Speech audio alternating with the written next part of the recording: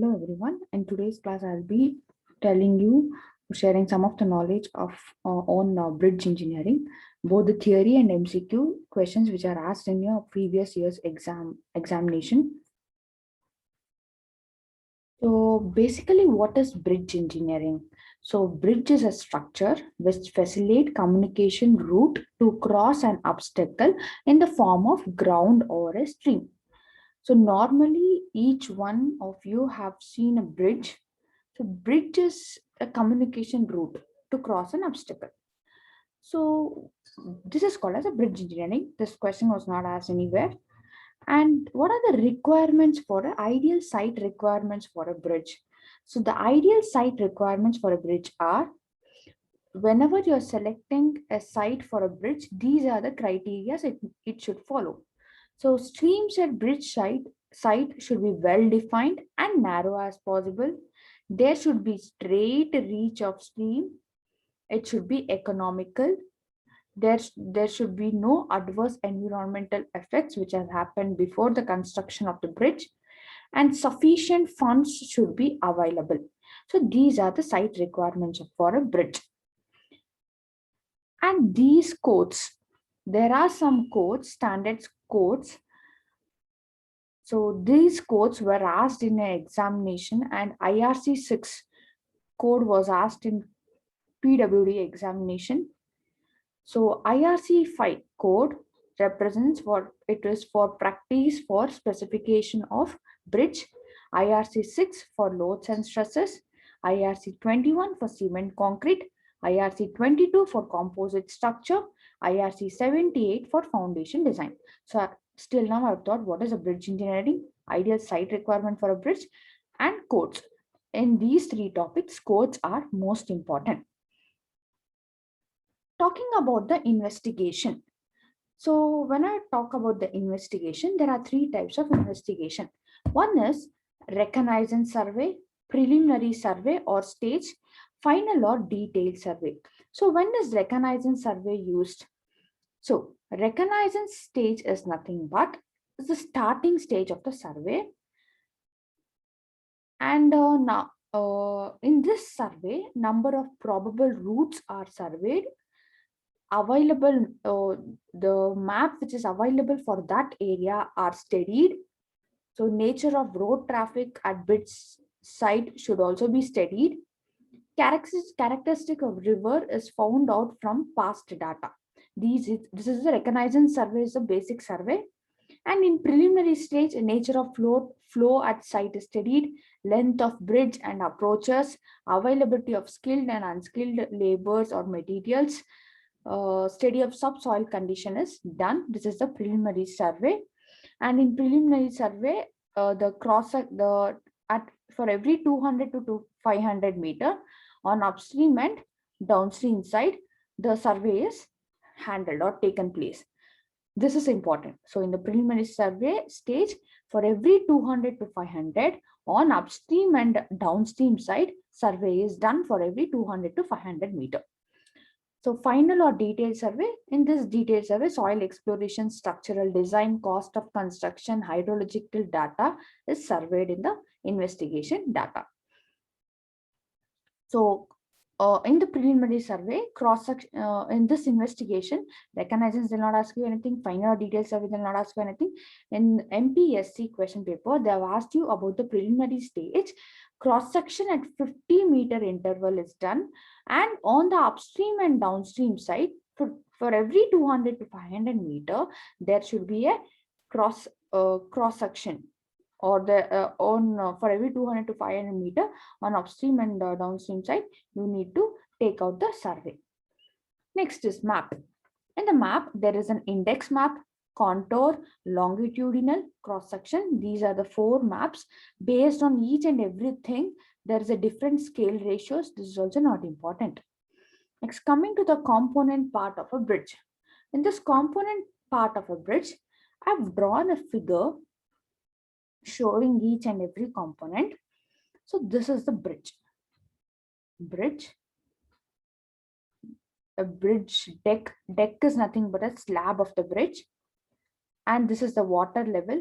Water level I've represented in the symbol of an water. And this is a pile cap, this is array wall, this is abutment. The in between is called as a pier, and you can see L1, L2, L3. I'll tell you what is that. HFL is nothing but a high flood level, and this vertical distance is called as a freeboard. This is a parapet. This is the bridge deck. Bridge deck is nothing but a slab. And below the bearing, whatever you can see is a substructure, and above the bearing, whatever you can see is a superstructure. These two things you need to remember: superstructure and substructure. So this is called as a high flood level. So height of the bridge above high flood level should be minimum 1.2 to 1.5 meter. Now I'll tell you what is clear span. So clear span is nothing but it's a clear distance between any two adjacent supports of the pier. From here to here, it is a clear distance. This is a clear distance. This from any two adjacent support of the pier is a clear distance. Effective span is nothing but the center to center distance between any two adjacent support. Center to center distance is called as an effective span. Next, waterway. Waterway is a sectional area through which water flows. So this is the area through which water flows is called as a waterway. Linear waterway, I told you what is L1, L2, L3 is nothing but a linear waterway.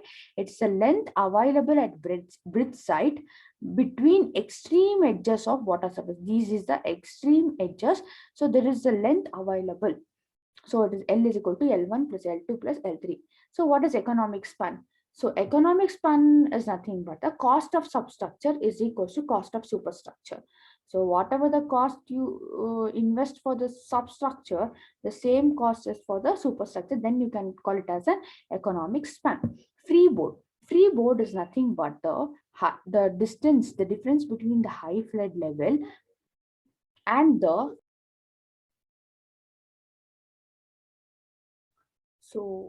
freeboard is nothing but the high flood level minus lowest point on the deck.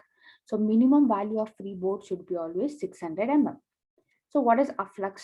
Rise of water level on the upstream side of the bridge. So if there is any rise of water on the upstream side of the bridge, it is called as an afflux. Score depth. Score depth is nothing but the depth in the figure I've shown you here, the depth available for scoring of any sand materials or silt materials is called as a score depth. So this is important. Maximum score depth at severe end is 1.75 D. So maximum score depth at right angle bend or at nose of pier is called as a 2 times the D. This is called a score depth. Once again, if you want the definition of score depth, so it is the depth up to which the flowing stream erode the soil below bed level. Below bed level, whatever the soil is eroded, that is called as the score depth. And one more important thing is floor provided between masonry wall below the riverbed is called as a curtain wall. Floor provided between masonry walls below the riverbed is called as a curtain wall. So this is a components of bridge. This component of bridge is asked many times as a multiple choice question. So what is how to find out the discharge of a river? So discharge of a river is calculated by using these formulas. You can remember it as D-R-I-N-K, drink. Drink, Dickens formula, Q is equal to Cm to the power of 3 by 4. Ravi's formula, Q is equal to Cm to the power of 2 by 3. And these three, which is not important, only these two things you remember. C is a constant, M is nothing but the area of catchment. The next thing is classification of bridges. This is most important. Span. There are 4 types of span. Culvert span, span less than 6 meter is called as a culvert span. Minor bridge 6 to 30 meter. Major bridge 30 to 120 meter.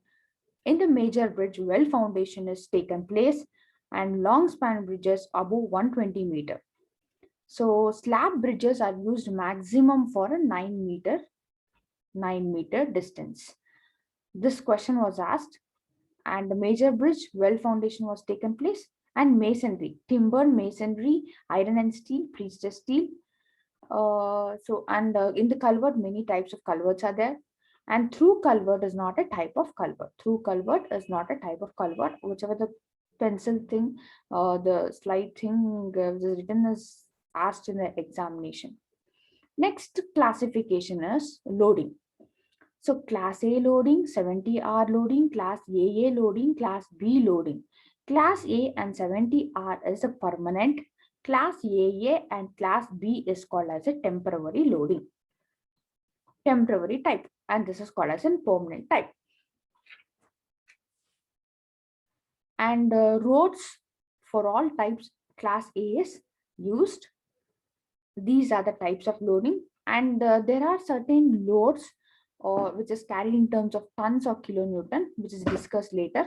And in between, causeway. What is a causeway? A small submersible bridge above bed level which will allow flood to pass over it is called as a causeway.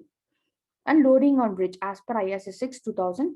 So dead load, live load, wind load, earthquake, earth pressure, centrifugal, water, cement, impact, longitudinal, snow load.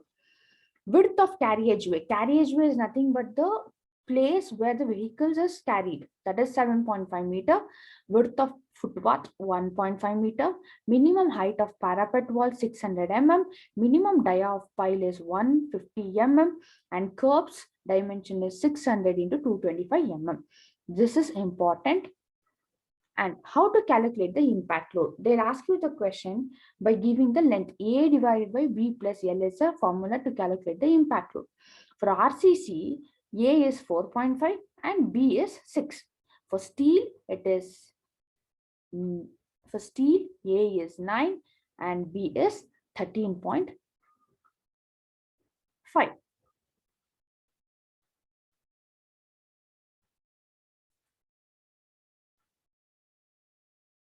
So length of bridge.